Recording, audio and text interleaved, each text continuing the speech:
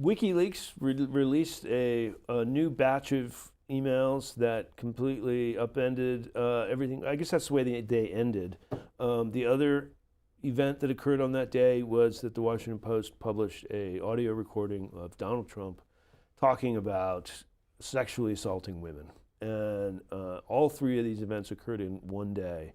The second two of these events tended to drown out perhaps the most important, which was this announcement by the government. Have you found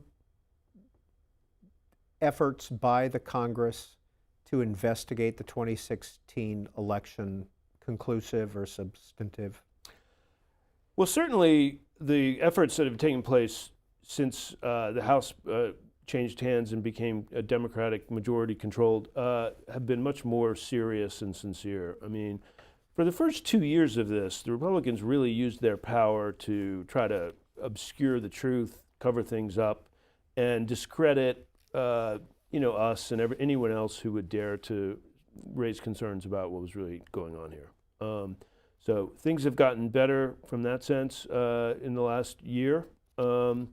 I think that Adam Schiff has been a remarkably able investigator, and that they've tried to bring a lot to light. I think the lost time from the first 2 years of the Trump presidency has left a lot of people confused about what really happened and created this sort of air of inconclusiveness around the Russian election operation in 2016.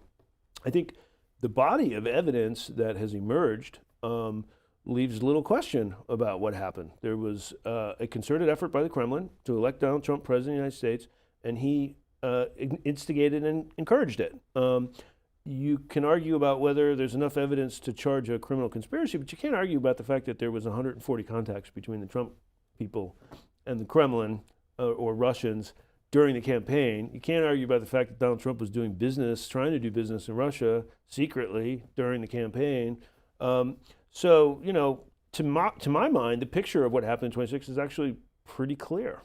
But I get the fact that other people don't see that because there's been this deliberate effort to obscure that at the highest levels of our government by Donald Trump and his Attorney General, William Barr. And they have succeeded to some extent in confusing people about what the facts are.